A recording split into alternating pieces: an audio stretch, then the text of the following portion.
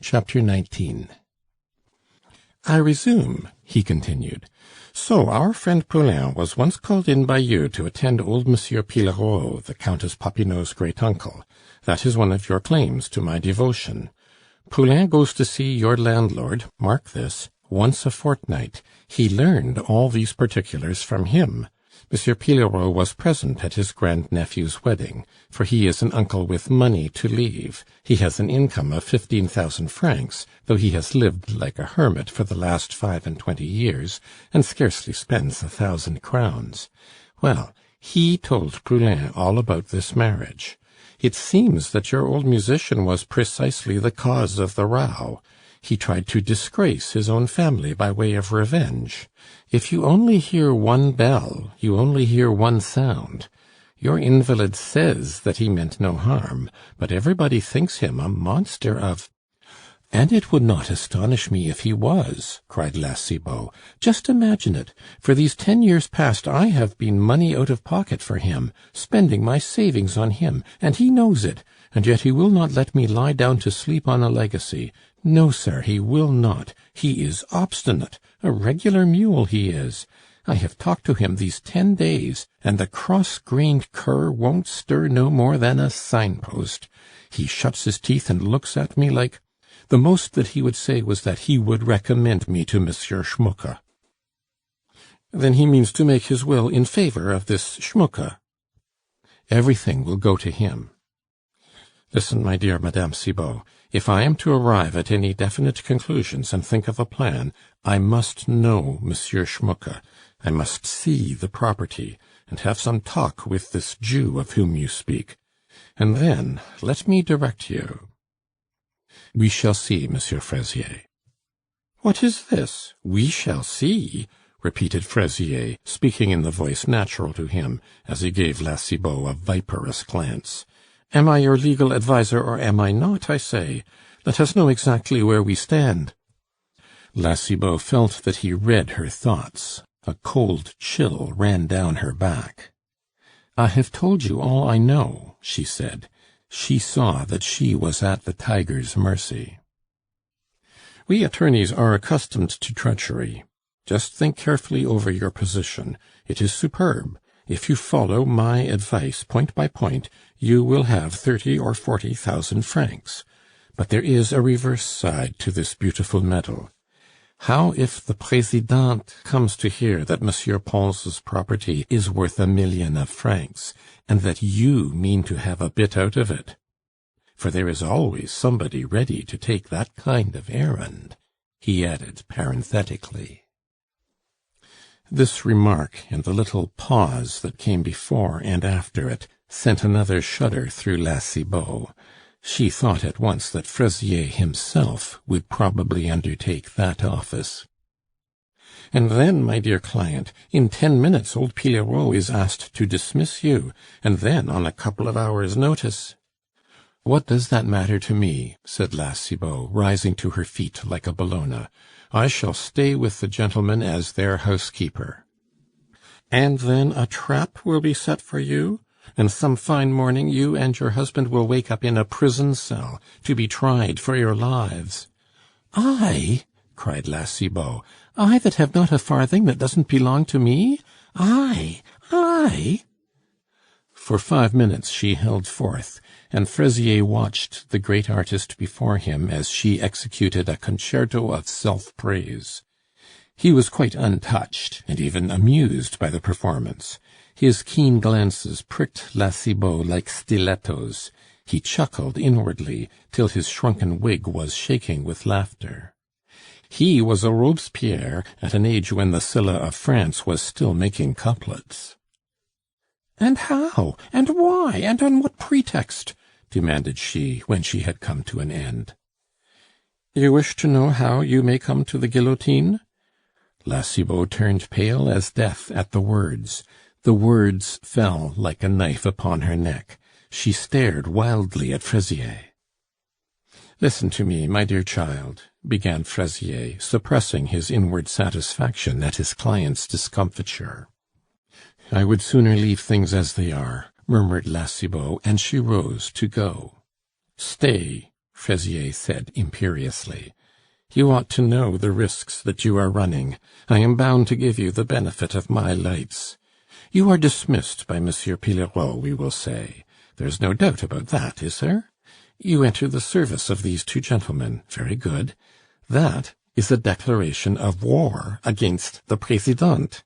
You mean to do everything you can to gain possession of the property, and to get a slice of it at any rate. Oh, I am not blaming you," Fraisier continued, in answer to a gesture from his client. "It is not my place to do so. This is a battle, and you will be led on further than you think for.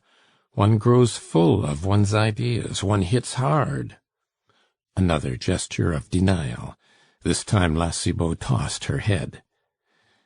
"There, there, old lady," said Fraisier with odious familiarity. "You will go a very long way." "You take me for a thief, I suppose?" "Come now, mamma. You hold a receipt in Monsieur Schmucke's hand which did not cost you much. Ah, you are in the confessional, my lady. Don't deceive your confessor, especially when the confessor has the power of reading your thoughts." La Cibot was dismayed by the man's perspicacity. Now she knew why he had listened to her so intently. "Very good," continued he. "You can admit at once that the Présidente will not allow you to pass her in the race for the property. You will be watched and spied upon. You get your name into M. Pons' will, nothing could be better. But some fine day the law steps in. Arsenic is found in a glass, and you and your husband are arrested, tried, and condemned for attempting the life of the Sieur Pons, so as to come by your legacy. I once defended a poor woman at Versailles. She was in reality as innocent as you would be in such a case. Things were as I have told you, and all that I could do was to save her life. The unhappy creature was sentenced to 20 years' penal servitude. She is working out her time now at Saint-Lazare." Madame Cibot's terror grew to the highest pitch. She grew paler and paler, staring at the little, thin man with the green eyes, as some wretched Moor, accused of adhering to her own religion, might gaze at the inquisitor who doomed her to the stake. "Then do you tell me that if I leave you to act and put my interests in your hands, I shall get something without fear?" "I guarantee you 30,000 francs," said Fraisier, speaking like a man sure of the fact. "After all, you know how fond I am of dear Dr. Poulain," she began again in her most coaxing tones. "He told me to come to you, worthy man, and he did not send me here to be told that I shall be guillotined for poisoning someone." The thought of the guillotine so moved her that she burst into tears, her nerves were shaken, terror clutched at her heart, she lost her head. Fraisier gloated over his triumph. When he saw his client hesitate, he thought that he had lost his chance. He had set himself to frighten and quell La Cibot till she was completely in his power, bound hand and foot. She had walked into his study as a fly walks into a spider's web. There she was doomed to remain, entangled in the toils of the little lawyer who meant to feed upon her. Out of this bit of business, indeed, Fraisier meant to gain the living of old days. Comfort, competence, and consideration. He and his friend, Dr. Poulain, had spent the whole previous evening in a microscopic examination of the case. They had made mature deliberations. The doctor described Schmucke for his friend's benefit, and the alert pair had plumbed all hypotheses and scrutinized all risks and resources, till Fraisier, exultant, cried aloud, "Both our fortunes lie in this." He had gone so far as to promise Poulain a hospital, and as for himself, he meant to be justice of the peace of an arrondissement. To be a justice of the peace! For this man, with his abundant capacity, for this doctor of law without a pair of socks to his name, the dream was a hippogriff so restive that he thought of it as a deputy advocate thinks of the silk gown, as an Italian priest thinks of the tiara. It was indeed a wild dream. Monsieur Vitel, the justice of the peace before whom Fraisier pleaded, was a man of 69, in failing health. He talked of retiring on a pension, and Fraisier used to talk with Poulain of succeeding him, much as Poulain talked of saving the life of some rich heiress and marrying her afterwards. No one knows how greedily every post in the gift of authority is sought after in Paris. Everyone wants to live in Paris. If a stamp or tobacco license falls in, 100 women rise up as one and stir all their friends to obtain it. Any vacancy in the ranks of the 24 collectors of taxes sends a flood of ambitious folk surging in upon the Chamber of Deputies. Decisions are made in committee, all appointments are made by the government. Now, the salary of a justice of the peace, the lowest stipendiary magistrate in Paris, is about 6,000 francs. The post of registrar to the court is worth 100,000 francs. Few places are more coveted in the administration. Fraisier, as a justice of the peace, with the head physician of a hospital for his friend, would make a rich marriage himself and a good match for Dr. Poulain. Each would lend a hand to each.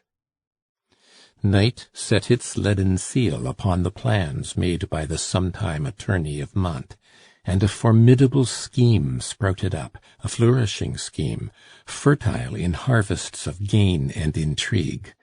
La Cibot was the hinge upon which the whole matter turned, and for this reason any rebellion on the part of the instrument must be at once put down. Such action on her part was quite unexpected.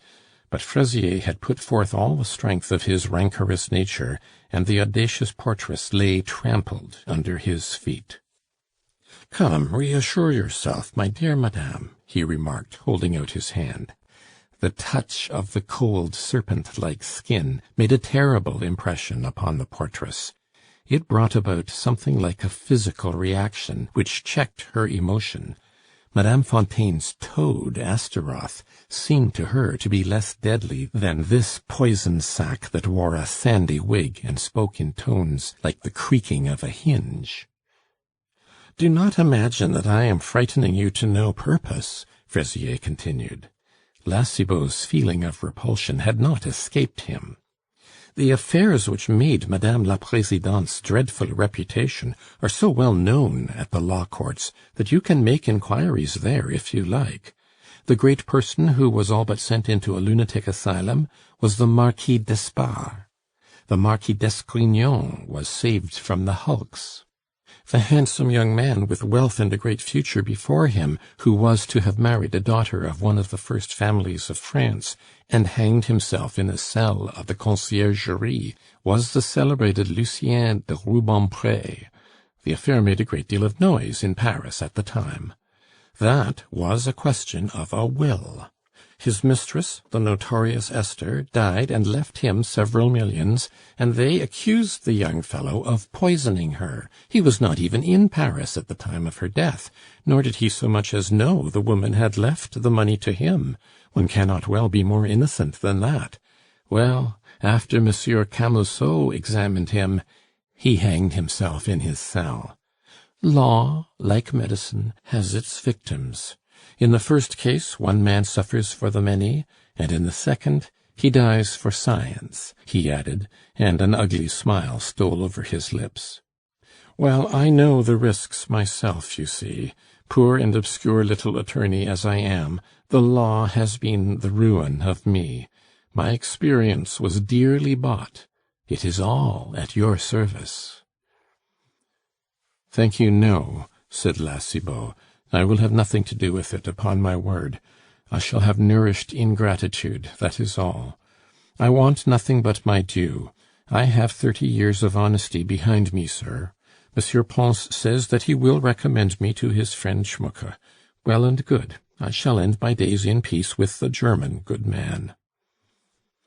Fraisier had overshot his mark. He had discouraged La Cibot. Now he was obliged to remove these unpleasant impressions. "Do not let us give up," he said. "Just go away quietly home. Come now, we will steer the affair to a good end." But what about my rent? What am I to do to get them? And feel no remorse?" he interrupted quickly. It is precisely for that men of business were invented.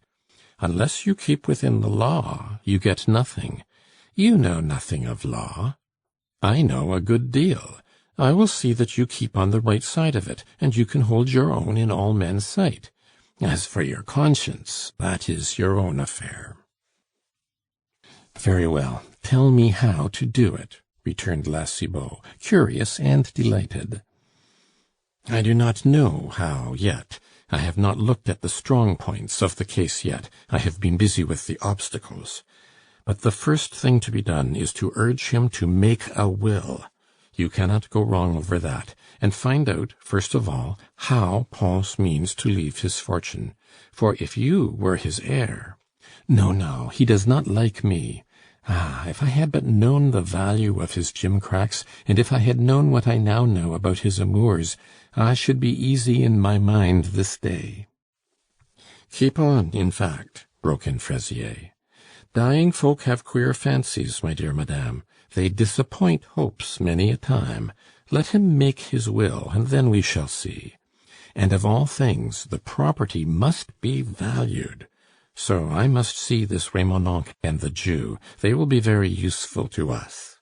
Put entire confidence in me. I am at your disposal.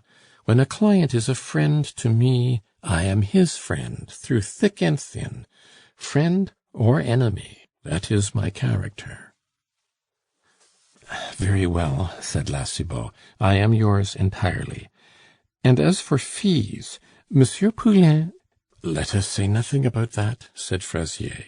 "Think how you can keep Poulain at the bedside. He is one of the most upright and conscientious men I know. And you see, we want someone there whom we can trust. Poulain would do better than I. I have lost my character." "You look as if you had," said La Cibot. "But for my own part, I should trust you." "And you would do well. Come to see me whenever anything happens, and there, you are an intelligent woman. All will go well." "Good day, Monsieur Fraisier. I hope you will recover your health. Your servant, sir." Fraisier went to the door with his client. But this time it was he, and not La Cibot, who was struck with an idea on the threshold. "If you could persuade Monsieur Pons to call me in, it would be a great step." "I will try," said La Cibot. Fraisier drew her back into his sanctum. "Look here, old lady, I know Monsieur Trognon, the notary of the quarter, very well. If Monsieur Pons has not a notary, mention Monsieur Trognon to him. Make him take Monsieur Trognon." "Right," returned La Cibot. And as she came out again, she heard the rustle of a dress and the sound of a stealthy, heavy footstep. Out in the street and by herself, Mme. Cibot to some extent recovered her liberty of mind as she walked. Though the influence of the conversation was still upon her, and she had always stood in dread of scaffolds, justice, and judges, she took a very natural resolution, which was to bring about a conflict of strategy between her and her formidable legal adviser. "What do I want with other folk?" said she to herself. "Let us make a round sum, and afterwards I will take all that they offer me to push their interests." And this thought, as will shortly be seen, hastened the poor old musician's end. End of chapter 19.